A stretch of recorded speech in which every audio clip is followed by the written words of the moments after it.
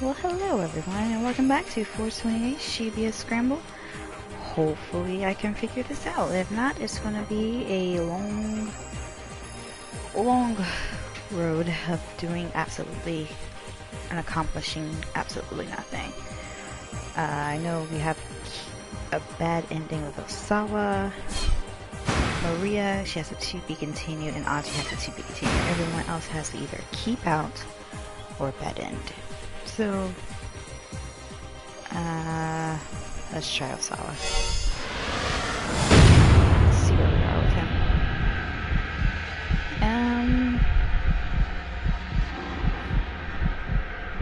Okay.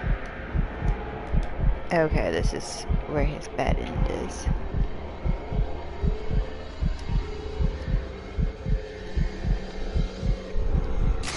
Can I jump? I cannot jump.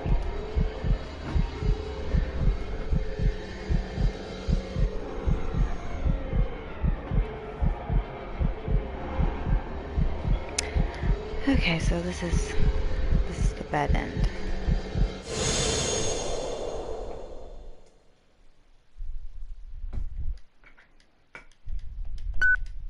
Nope, nope, nope.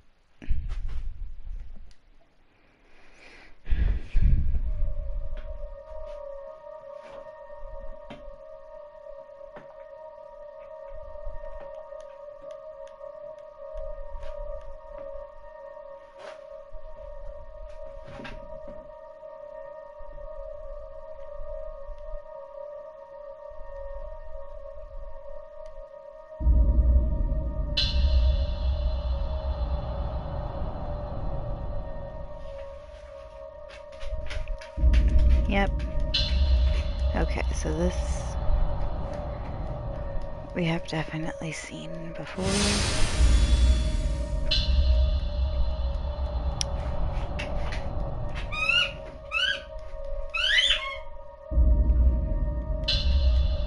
Okay. Can I skip all this? Yes. Alright. Rikawa. Do you have a jump anywhere?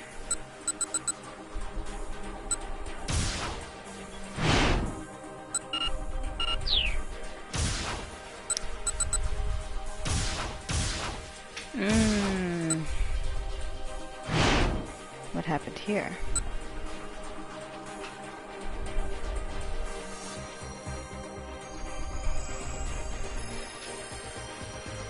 He saw the dad get arrested, but he's not really supposed to be arrested, right?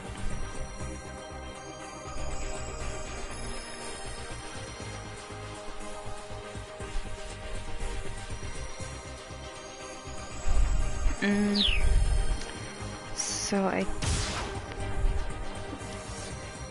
all comes back to Kano, I think. How can I progress Kano's story?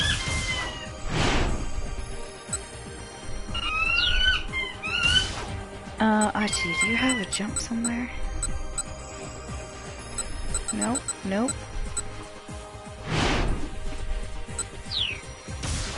Maria. Ah, that's the Achi jump. Whoops. Oh, I just placed this through.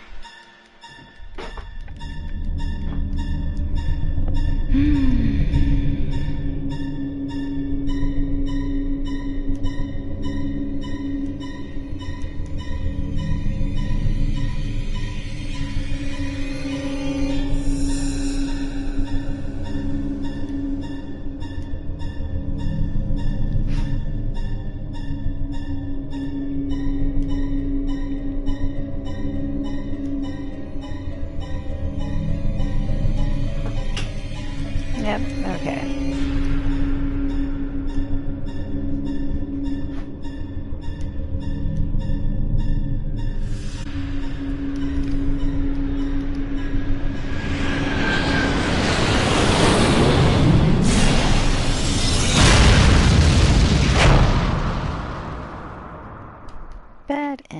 facility contents.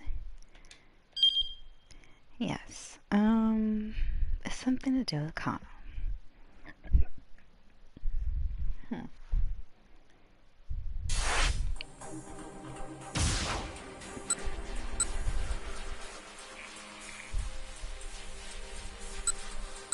Does he not have another jump somewhere?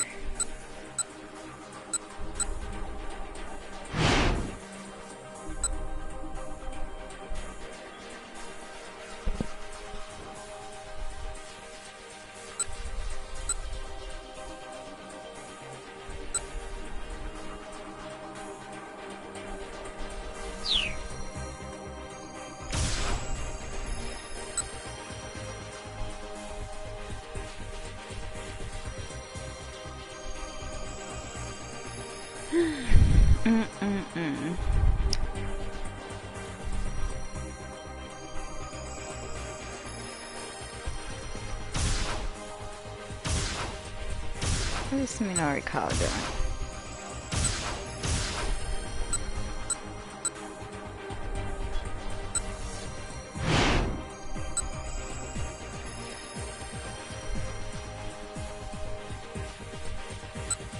What were the options here? Maybe it's an option.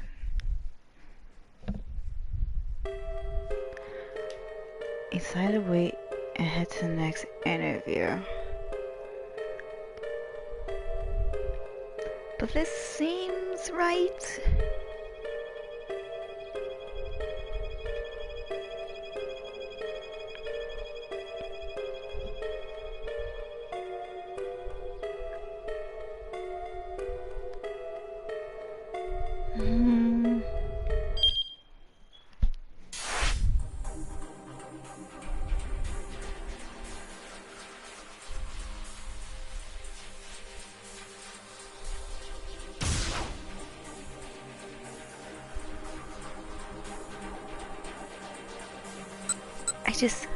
Why can't I jump to the detective here? Or I totally missed. Okay, this has to be it. This has to be it, right? Please be it.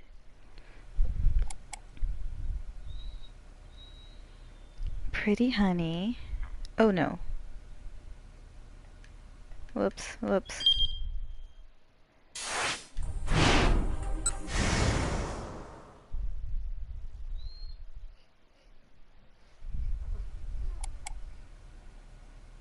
Okay, pretty honey.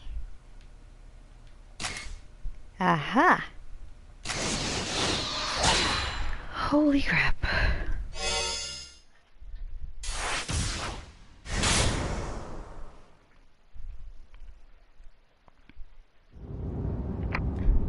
Kuze's voice came in. Okay, yes, we know it's Tanaka.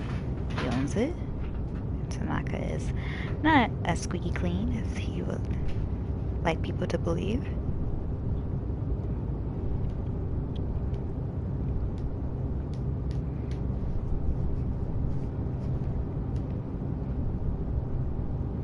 Mastermind you've been chasing, Kanawas? Is it Tanaka? Stanley didn't reply. Fine, never mind. I just wish I could know if Tateno was safe. Still worried about that traitor, huh? So Stanley could ignore all his questions, but still remember to make snide remarks. Talking about Tateno's the only thing that gets a reaction out of you, isn't it? Kano snorted. What makes you so certain he can't be a traitor? Tateno just isn't like that. That's not an answer. Alright, okay. I think we've been through this part. Right? You watched him work, huh? What about his private life then? You know all about that too? He hasn't had money trouble or anything like that? Kano felt his blood starting to boil. I don't care what you think, he said. I trust Detective Tateno. Trust him? On what basis? How many basis to have faith in someone, Kano snapped. Without any basis, in fact, it's just plain sentimentality, Stanley said. That is a terrible close-up of Stanley's face. I don't need to be that close up to him. There's no reason or logic to it. A thin smile came to his face. But they friends or family, you can never really know other people. Be they friends or family. You can never really know other people. The only person you can trust is yourself. Kano had no response for such an emotional statement. And there goes my dog, playing with his toy. He looked away. He and Stanley were just plain incompatible. It seemed like no amount of talking would let them get through to one another. Never take anything at face value, Kano. Can we not be so close up to you? You start trusting too much, you're basically as good as dead. Kano just stared out the window.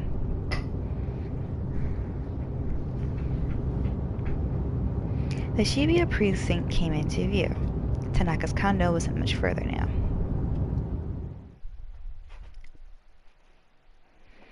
They were outside of Tanaka's condo now. Over there, Stanley said, keeping his voice down.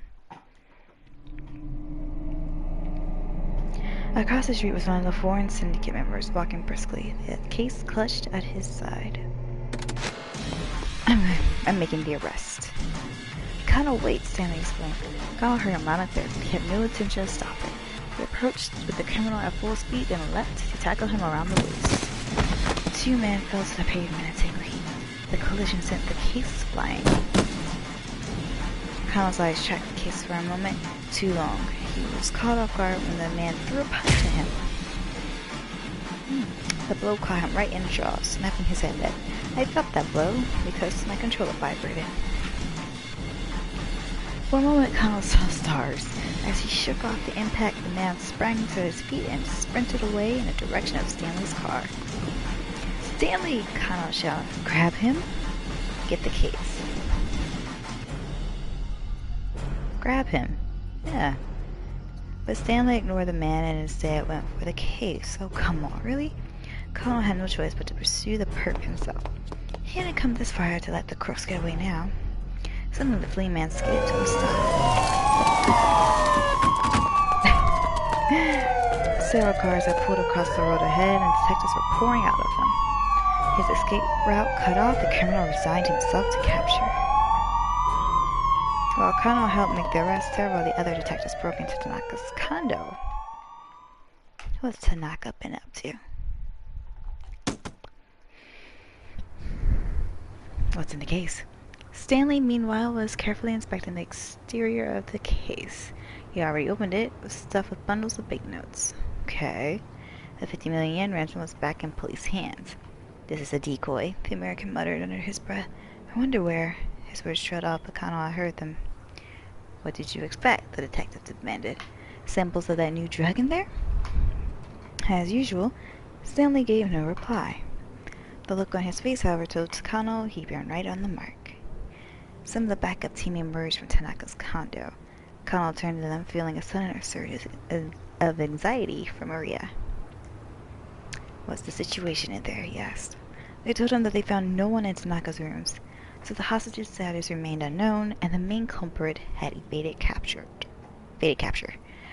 This case hadn't been solved. In fact, it was still unfolding in the worst way conceivable. And still, Stanley remained focused on the case, pondering it with a thoughtful expression.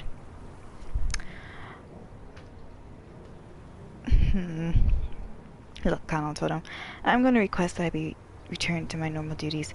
Maria still needs to be rescued, and I still need to find out what happened to Hitomi and Detective Tatano. For once, Stanley actually responded. Hitomi? Yes, that's it. It makes perfect sense that they have her carry it. Huh? What do you mean? This whole case relay was a fake out. Oh, slow down, Kano said, wishing he could calm himself with his words. Explain what you're talking about. Somehow the kidnappers made contact with Kenji Osawa and got him to have Hitomi carry the drugs separate from the ransom. Okay. Why do you know all this? Wait, you're saying they had Hitomi bring them the drug? Stanley nodded. The case handoffs were sort of camouflage. A way for them to keep the police distracted from their real goal. Which is to get Hitomi, because she has the G-virus inside of her. It had indeed felt like the case relay was a decoy, an attempt to buy time. If this syndicate were after something else entirely, that would explain why so many of their actions had appeared to make no sense. So Connell asked, what sort of drug is this? Why would they go to such lengths to get their hands on it? It's an antiviral, Stanley replied after some hesitation. A way to cure people infected with a very particular virus. What virus are we talking about? It's called UA. Connell never heard of it. Still, he could imagine the possibilities. Suddenly, this UA was something like the Ebola virus.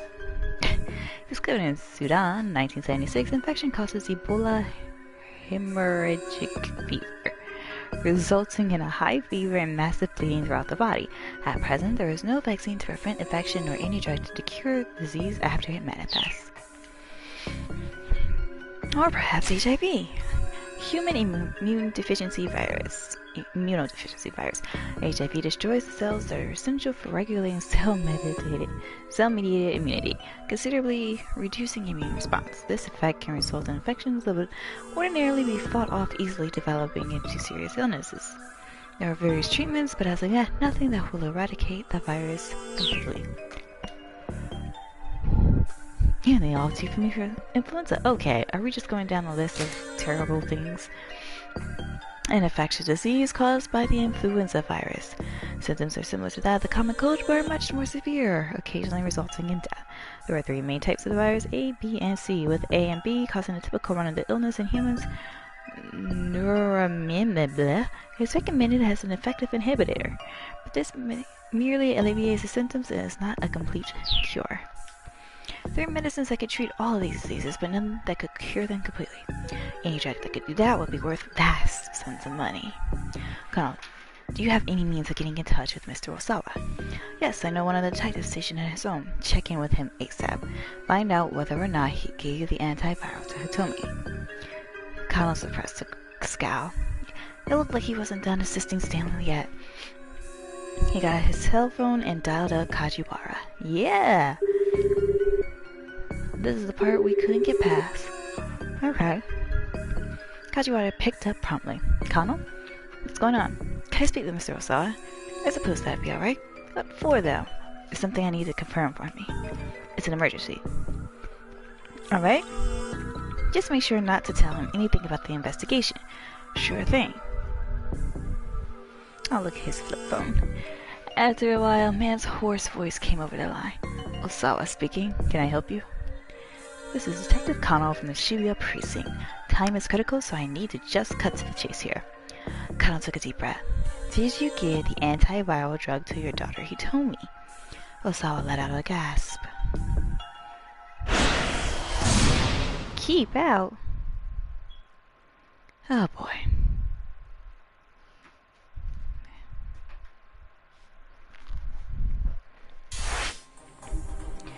Now...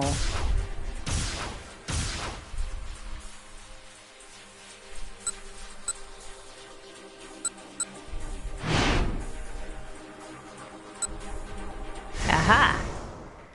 Now I can jump to him again. Okay. I can dig it.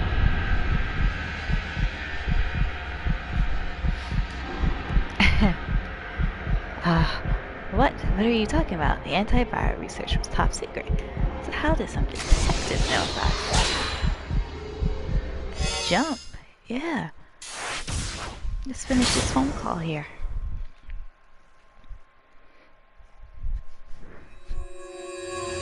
Did you give the antiviral drug to your daughter Hitomi? I'm the one asking the questions here, Mr. Osawa. Did you give the antiviral drug to your daughter Hitomi? I'm not sure I understand the question. Osawa's voice trembled as he spoke. Kano was sure he hit the nail right on the head. I know what the syndicate is really after, Mr. Osawa. It's the virus, it's you. It's Hitomi. They're not really after the virus, they're after that antivirus. So they're after Hitomi. Osawa remained silent.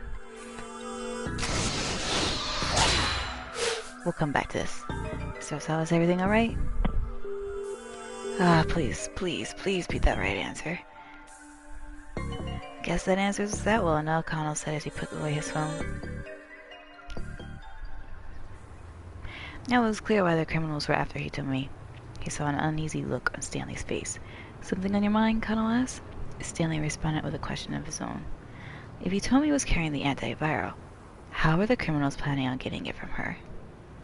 Connell thought for a moment. Well, taking her by force at the scramble posed too high a risk, he said. There were nearly 100 detectives there, and they must have guessed there would be. That's why they devised the case relay.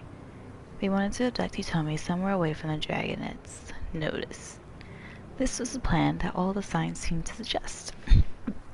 But still he added, I wonder how they managed to lead her away from the police protection. A look of revelation crossed Stanley's face. All they need to do is convince her to go of her own accord. But how? And then it came to him. He thought back to Hitomi's initial contact with Tariq Al-Karam. Just before he'd taken the case from her, the two had a brief conversation. It was possible Al-Karam had given Hitomi some form of instructions then. Yes, we're back to tracking down Al-Karam again, huh? Kinda could tell from the look in Stanley's eyes that he was on the verge of saying something. Probably some remark of how Tateno had allowed Al-Karam to run free.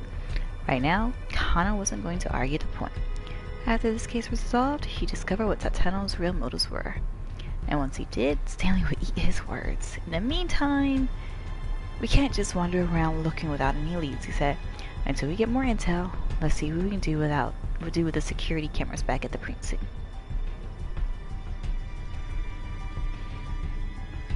Numerous monitors shone down on the pair as they entered the Shibuya precinct surveillance room. Each showed an array of faces of individuals somewhere in Shibuya. Connell asked one of the operators to pull up Al-Karam's data on screen. By selecting each of the faces on the monitors in turn, they could run comparisons to determine if anyone among them was Al-Karam. One by one, the operator made his way through the faces. Assuming their target was still in Shibuya, there was a high likelihood they'll find him. But the minutes ticked past, and there was still no sign of him. Connell's tone grew more and more impatient as he directed the operator's search. Just calm down, Stanley said. He set a hand on Connell's shoulder. You keep wasting your energy when you don't need to. That's just how I do things, Connell replied. I'm energetic because I care. Oh, good lord, no. He pointed out another face to the operator. Well, you're setting yourself up for a short life. With a sigh, Stanley sank into a nearby chair. My brother was like you. The American spoke so quietly that his words were barely audible. 10 minutes later, a man clad in black appeared on one of the monitors. The operator lined up his cursor. The comparison check confirmed that it was Al-Karam. Yes, Connell hissed, pumping his fist. It appeared their quarry was simply walking around town, calm and composed. Make my way downtown, walking fast. Kano radioed in on Al-Karam's location to Kuze. All units, intercept suspect on the double, Kuze ordered. Kano will provide guidance using surveillance monitors. They saw Al-Karam stopping in front of a cigarette vending machine. Was he waiting for someone? Sayano reported. I got eyes on the mud. Perpetrator. Hook. To put someone in cuffs. Dipper. Pickpocket. Once. Outstanding warrants. Hang paper. To write multiple citations. And other traditional police jargon. Kano's partner had evidently been nearby. I'm making the arrest, he said. There was a note of courage in Sasayama's voice. He came into view on a monitor, walking casually. At some point, he ditched his anime nerd costume for a cat mascot suit. Oh, okay, Tama. Oh no, Kana muttered. That get-up's gonna make Sasayama stand out like a sore thumb. Shoot! The mutt has spotted me. I'm going in pursuit. Sasayama slipped out of the camera's view. Whoa, what gives? Let go of me. You're Mr. Yanagashita, right? Look, I'm sorry, but I really do need to return that costume. Oh, the voices came in over the wireless. It sounded like Sasayama was caught up in an argument with someone. Sasayama! Kana shouted as he eyed the monitor. Kano, I need some help here. Requesting emergency backup. The line went dead before Sasayama could finish. Kano didn't have the faintest idea what was going on, but obviously his partner needed him. He rushed out of the precinct.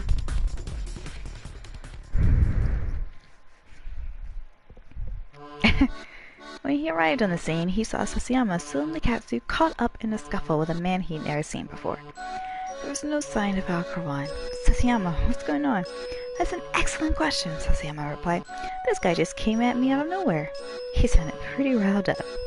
Sir, I need you to return this costume. My boss was very insistent on that point. The man was panting with exertion, shouting in Sasayama's face. Was he the owner of the suit? What's the deal with that thing? Sasayama kind of asked. I bought it at a variety store and suit your guy. Figured it'd be a perfect disguise. That is not a perfect disguise. I didn't steal anything. Sir, I'm telling you, you need to give that back. And I'm telling you, I've got no idea what you're on about. Sasayama stamped his foot. I realize that you're not Mr. Yanagashita. That isn't the issue. I just need you to return that costume. Alright, sure, I'll give it to you. I just need it a little longer, so let go of me. I can't do that, sir. I need you to get out of that suit right now.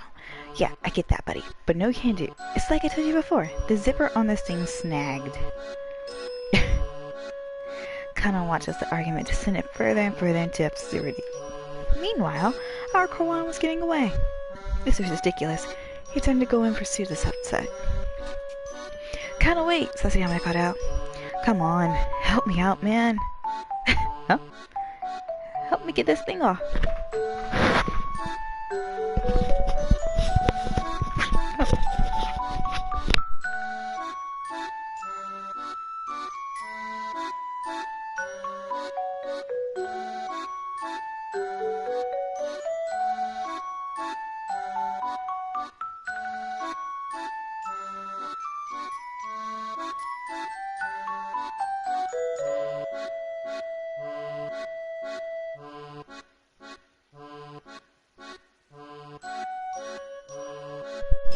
Okay. I'm going after the suspect. Oh, I get it. You're gonna ditch me here so you can take all the credit for yourself. Whoa, what? I was this close to nabbing the guy. That arrest is mine to make, and you know it. It wasn't as though Kano could empathize. If Sasayama hadn't been blindsided by this random stranger, he probably would have caught Alcarawan just fine. Alright then, Kano said. He reached for the zipper at the back of the catsuit. But as Sasayama had said, the metal fittings were snagged and refused to budge. Hurry up! I'm trying. There wasn't time to do this slowly and carefully. Kano yanked down the zipper hard. Stop! The stranger shrieked in alarm. Don't be so rough like that. But if I don't, I'll never... You mustn't. If you aren't careful, you'll cause a malfunction. Malfunction? What the hell is this guy talking about? Kano got an even firmer grip on the zipper and pulled again. Meow. He paused in surprise as Sasayama mewed. What? What? Again, Sasayama let out a little cry. Except it didn't sound like Sasayama's voice at all. Guys, Sasayama said there's something making a rumbling noise inside this thing. He sounded pretty alarmed. Uh-oh, said the other man. It has started. His face went pale. What are you talking about? Sasayama demanded. What started? The man hesitated and then seemed to come to a decision. Well, you see, this is no ordinary cat costume. Meaning what exactly? Is it made out of cats? I shot rented this unit out by mistake. Oh, I had no idea it was anything so horrifying. Not until the boss filled me in a little while ago. What's horrifying? You're not answering the question. The man's face grew hollow and distant. Cats. He said, what? For a moment there was only silence. Then Sasayama spoke up nervously. Well, yeah, it's a cat. I know that already. No, you're not listening. This is a cat. Like I said, I already know it's a cat. Anyone can see that just from looking at it. No, not a cat. Cat. Costume as transmission system developed by Far East Costume Rental's high-tech department. There is an official corporate notice stating this is just a prototype, potentially dangerous, so do not lend it out under any circumstances. But it was accidentally rented by mistake. So, fine nights at Freddy's? Is this what I'm supposed to understand? Is he in a suit? And it's gonna snap him close? Meow meow. Oh lord.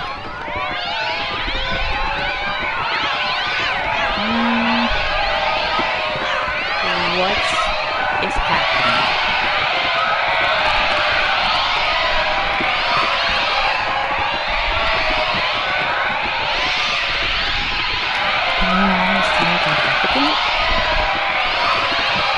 With each memorial sound from faster, soon the sound less like the cat memorial sound mechanism that was working about.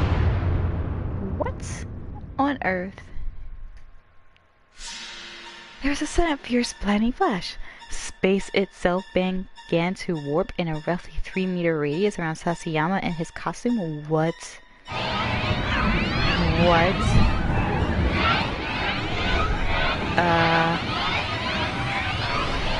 A moment later, Kyle and the others had vanished.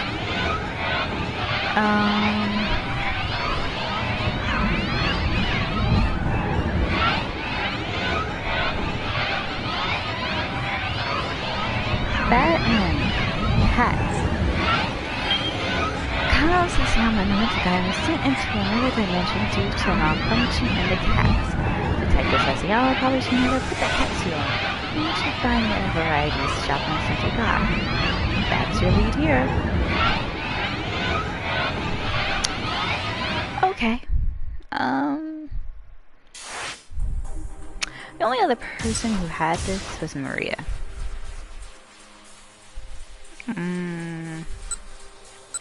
So where did she get rid of the suit?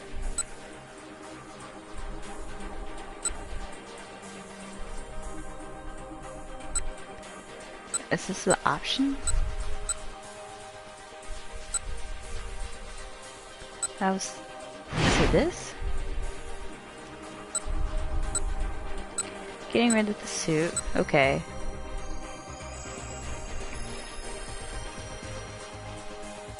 It's not. You. Let's try this one.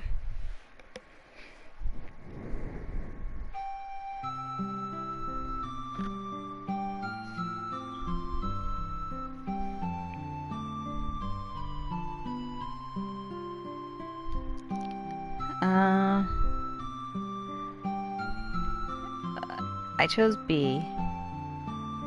Let's deal with it ourselves. Looks a bit because he can't buy it if it's not in the store. Haha. Looks a bit disappointed when I tell him that. Okay.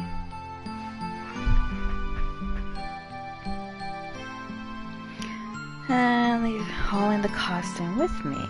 Okay, where did you put the costume? But as I walk along, I start regretting my decision. I can't find a good place to throw the cat outfit away. Finally, I spot a convenience store that looks like it'll do just fine. One of the employees is out front cleaning out the trash can. Several large garbage bags lined up the side of the road. Perfect. Maybe I can have him toss out the costume along with everything else. Excuse me, so I've got this little cat suit here. I figure it can't hurt to ask. Yeah, I know. This shop boy takes the costume from me.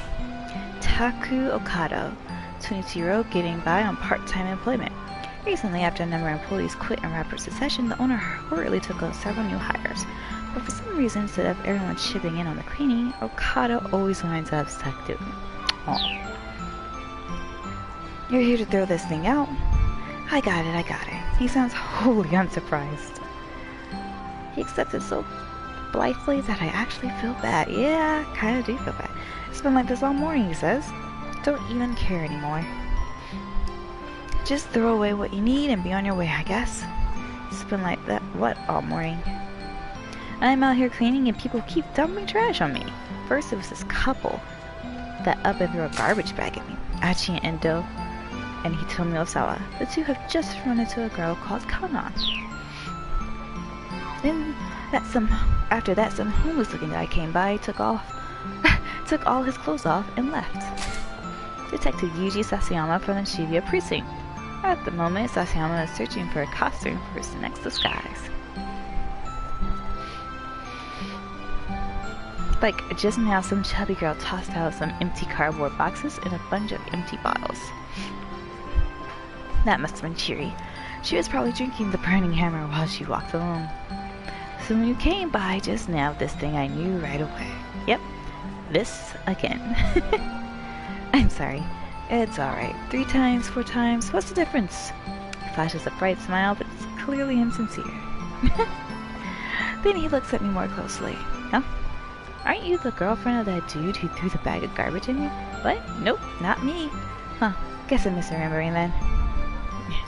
Well, anyway, thanks for your help with this. I give the guy a bow. Sort of mall. Okay, so is this... I think we're back on track. So I should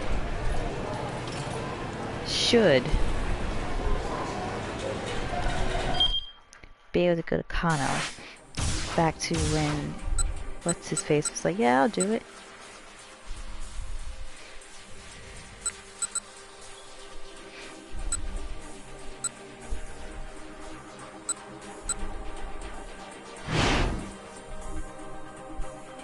Yeah.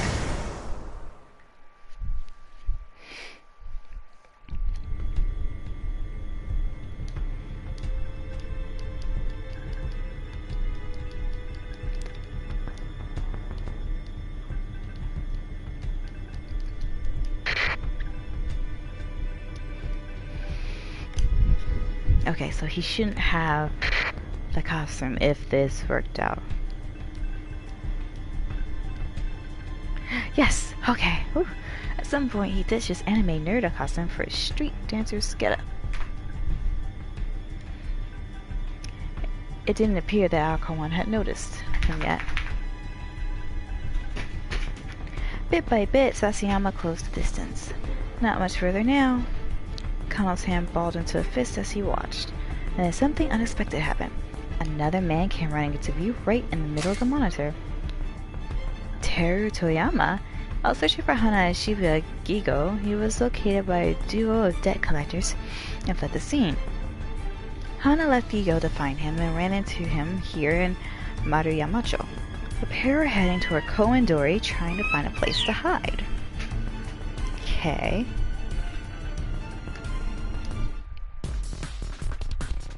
There was no sound, but they could see that the newcomer was shouting something. As Arakawan turned to look at the man, Sasayama launched himself like a bullet from a gun. In an instant, Detective and Pert were locked in a violent scuffle right there on the street. Kano swallowed a lump in his throat as he watched the struggle unfold. Earlier in the day, Arakawan had done a number of Sasayama, but this time the detective had the upper hand. He got a grip on Arakawan's neck and kneed him repeatedly. Arakawan tried desperately to bring Sasayama to the ground, but Sasayama braced himself and avoided the takedown. Then he shifted his stance and took Arakawan to the pavement with a spectacular hip throw. Yes! Kano clapped his hands together in excitement. Catching the perp in a scarf hole, Sasayama got out his handcuffs. Technique in judo involves wrapping your arm around the opponent's neck while performing an upper body pin. Stanley, we should head to the scene, Kano said. He looked away from the monitor for a mere moment. Then he looked back. Sasayama had released his hold and crumbled to the ground. What? Panicked, Kano stared at the image of his friend. Oh! There's something jutting out for Sasayama's abdomen. Zoom in!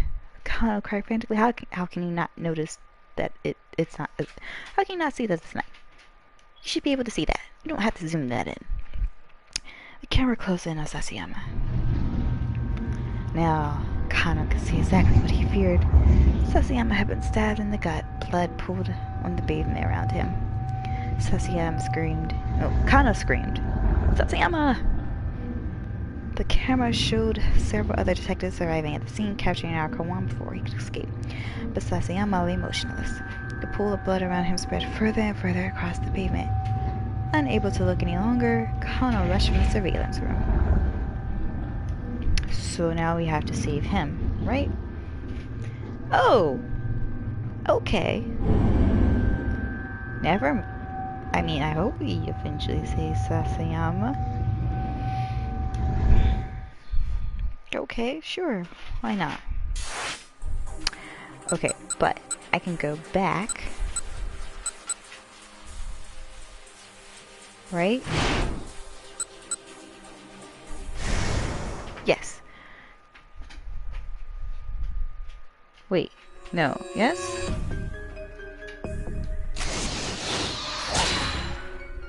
I think this is what I wanted.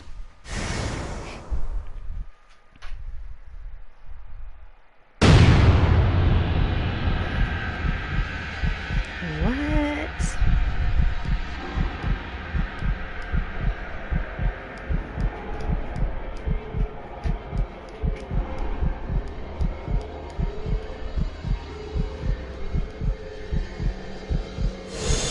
Okay. Mr. Osawa, the detective, continued after most everything alright. Without really thinking, Osawa hung up. Okay, this is different. Osawa staggered out of the living room. He needed to be alone. To his surprise, Kajiwa didn't try to stop him. Shutting his study door behind him, he dropped onto his sofa and then grabbed 3 pills. 3 times his normal dosage of stomach pills. There was no water in the room, so he had to swallow them dry. Detective Connell's words echoed in his mind. I know what the syndicate is really after, Mr. Osawa. It's Hitomi. There's only one reason they could be after Hitomi. He broke out in a cold sweat as he began to understand what this kidnapping was really about. It all started 6 days earlier.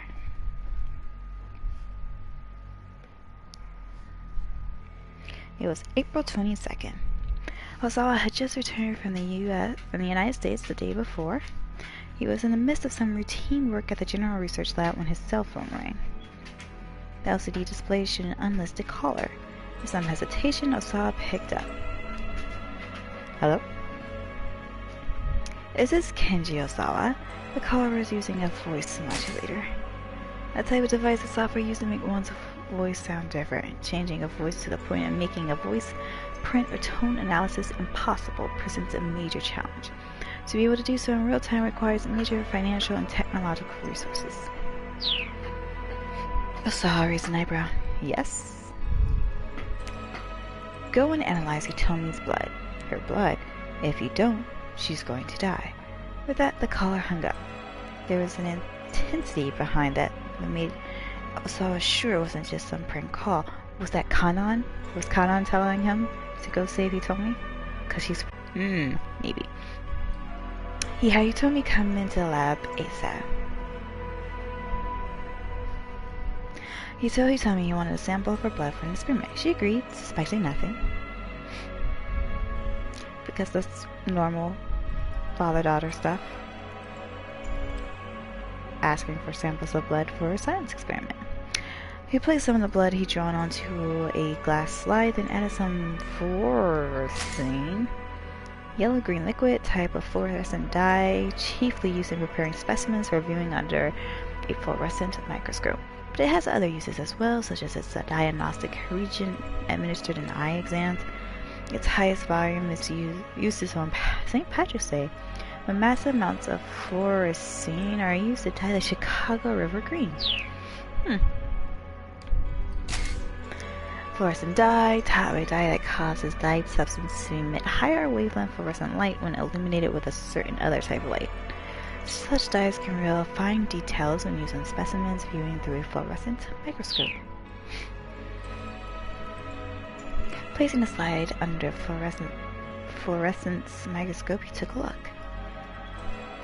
It can't be. Osawa could hardly believe his eyes. Wriggling on the microscope was the Grim Reaper's sickle itself. There was no mistaking it. Hitomi was infected with the UA virus. Trembling, Osawa hurried to his computer. He opened the UA virus folder on his monitor. Within were images showing the stages of the virus propagation. He double-clicked to magnify the first image. The Reaper's circles were interlocked with one another. He clicked on the next image. The Reaper circles were interlocked with one another. After further propagation, the UA virus looked less like a sickle and more like a sort of insectoid larva. Next was the final image. Interlocked into a single mass, the UA virus vaguely resembled a sinister, mini-petaled sunflower. Where do you see a sunflower in this? Because I do not. It took a mere 12 hours for the pathogen to develop to this point and began its hideous destruction of the human body. Hitomi's infection sample was still in the state shown in the first image. There was still a chance to save her. Osawa slumped back into his chair, huddling on himself. He had no choice. There was only one way to save Hitomi. He would have to administer the nearly completed antiviral.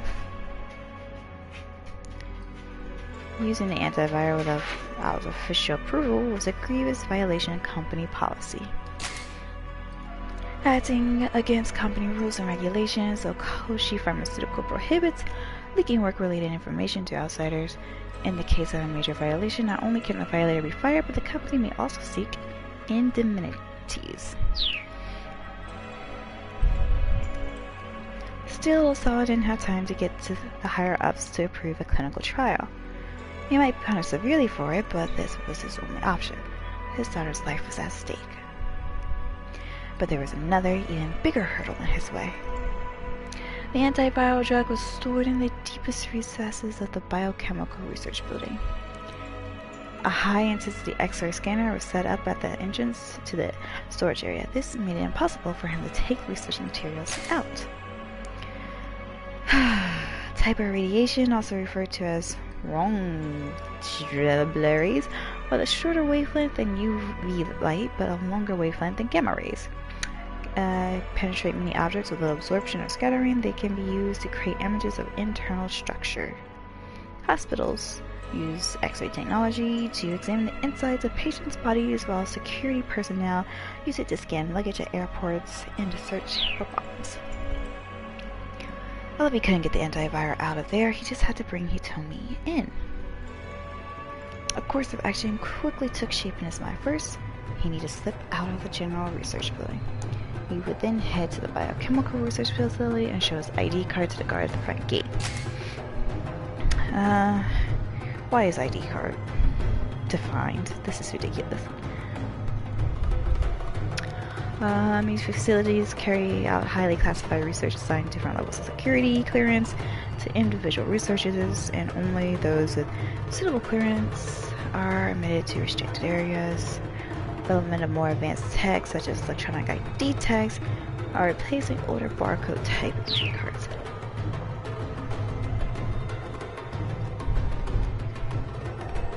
Oh, okay.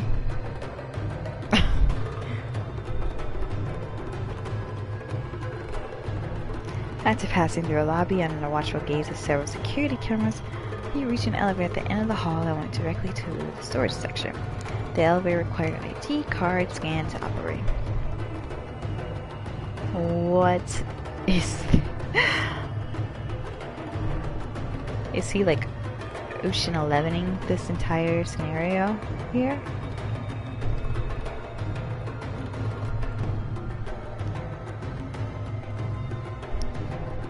It would take about 20 seconds to get down to the first basement level and arrive at the entrance to the storage area.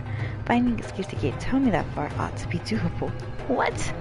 The security guard got suspicious. Osawa could say it was for a top-secret hematology experiment, and the guard would probably believe him. What if he doesn't believe him? The problem was what came after.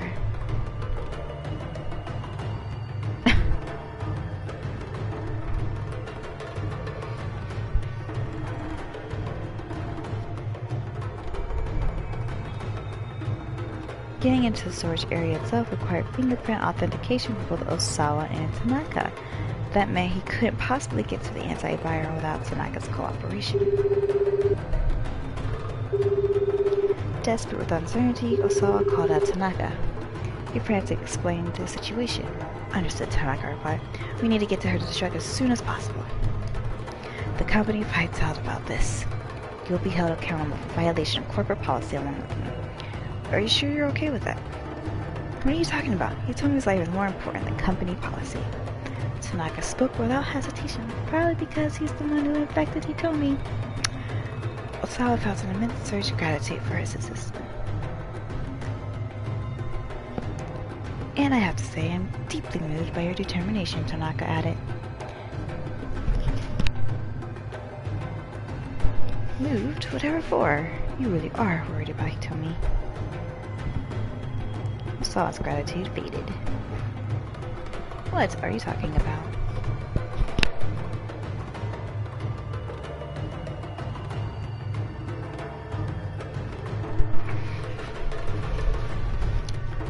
Of course I am. My apologies. It's just that putting your career on the line for something so personal is what? It's not like me? No. Well, yes. I'm sorry. Now Tanaka's voice was cut with embarrassment. What sort of person do you think I am? Osawa resisted the urge to ask the question out loud.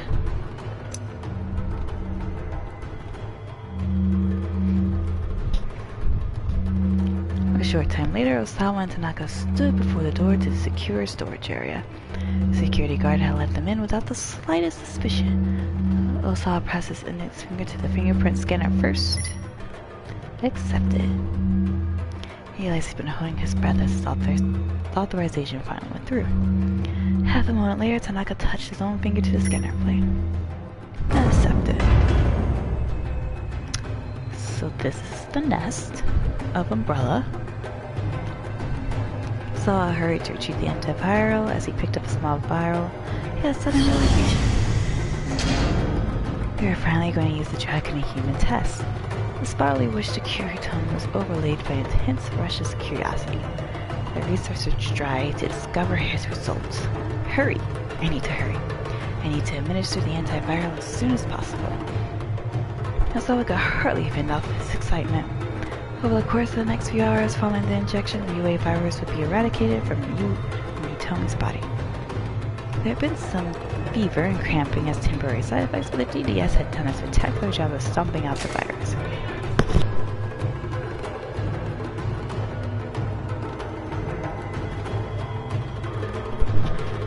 Drug delivery system, also known as smart drug delivery, the ability to target a specific region of the body with a specific drug, has momentous implications for the future of medicine. It currently being tested extensively around the world. Saving his daughter's life, Osawa had proven the value of his research. If he had been asked which had made him happier, he would have been hard-pressed to give an answer. Afterwards, he asked Hitomi where she could have become affected, but she had no idea. He explained the need for her secrecy and strictly forbade her from telling anyone else what had happened. Now a week had passed since Osawa gave the drug to Hitomi. He had been conducting the checks and had discovered that the DDS had not broken down but remained in Hitomi's bloodstream. Extracting the DDS was a simple matter, requiring just a small blood sample from around the nape of the neck. Tends to linger in the nape of the neck because the lymph nodes located there that identify viruses that invade the body as foreign substances to be attacked.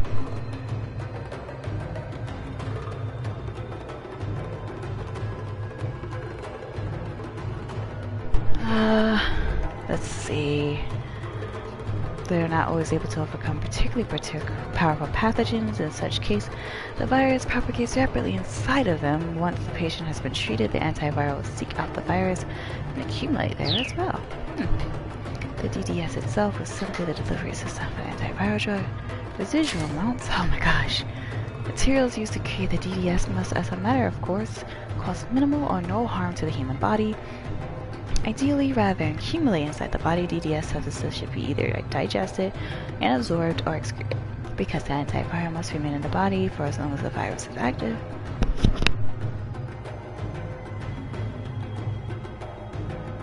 However, a very careful balance must be struck between persistence and dissipation.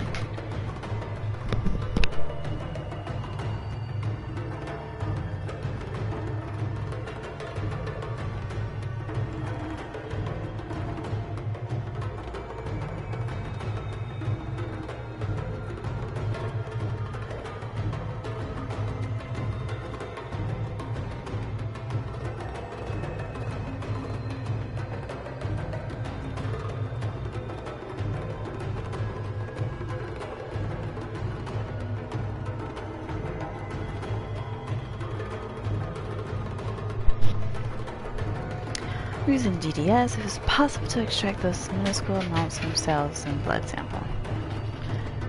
It might take considerable time, but sufficiently detailed analysis could allow for the antiviral drug itself to be reconstructed. Osawa felt a chill as he contemplated the situation. The kidnappers had known how tough security was at the lab, so they come up with the idea of using a human vessel to get what they needed from within. By infecting Hitomi with the UA virus, they ensured that she received the antiviral, that she had it in her blood. Tanaka. If Tanaka was working with the kidnappers, that explained why he'd been so cooperative about the fingerprint scanner. Damn it, Osawa shouted. He clutched his head in his hands. Tanaka had been his partner and trusted confidant for years. Osawa refused to believe that he'd been betrayed like this. Someone's at your door. Front door chimes sounded. Mr. Osawa, Kajiwara called out. It appears you have a visitor. Could you handle that? Oh, it's Minorikawa. Who could possibly be in now of all times? You deal with it. Alright. Alright. With a sigh, Osawa dragged himself to his feet. He stumbled wearily back to the living room where the investigators were staring at the intercom monitor with concern. The intercom's hidden camera showed a man with an unsettling grin posed intimidatingly outside the front gate. Osawa didn't recognize him. Yes, who is it? He asked guardedly through the intercom. It's Minorikawa. Where might I know you from, Mr. Minorikawa? Oh, you know, here and there. I mean, there's only one Minorikawa, really. Are you playing games with me? I don't have time for that. Please just open up. There's no way I'm letting you in, Osawa said, but the nonsensical badgering considered. Look, just hold your horses. I'm here for an interview. You got that? An interview? That's right. It's a piece for 4-Star General Gossip. The name of the magazine brought up an unpleasant memory. That was the gossip, right? That had run the article about his political marriage. Wait. This is from one of those kinds of articles? What do you mean, those kinds of articles? I'm just looking for an interview. The man's tone was both high-handed and belligerent. Like hell you are. I'm not talking to anyone from the gossip. You're not the one I'm here to talk to. I want to interview your twin daughters, my daughters. I understand they won a shared prize for a beauty contest at Midoriyama Academy. If you wouldn't mind my interviewing them, I... Click. Furious, Osawa cut off the intercom. There was no time to be indulging someone else's nonsense. Kate, what gives? The man was shouting so loud his voice carried past the gate and through the front door. I'm begging out here. On my hands and knees. He wasn't actually on his hands and knees, Osawa could see that clearly through the intercom monitor. If your daughters are home, can you at least tell them I want to get in touch with them? Mr. Osawa, Kajiwara said, frowning. This isn't a good time to have someone drawing attention to your home. Alright, I'll get rid of him. Osawa hurried out. Alright, try that again. He got the same "you're a very work-minded person" result on a second time. You don't get over your indifference to the world might start to harbor quite a grudge. My indifference to the world around me, huh? The truth was that even with his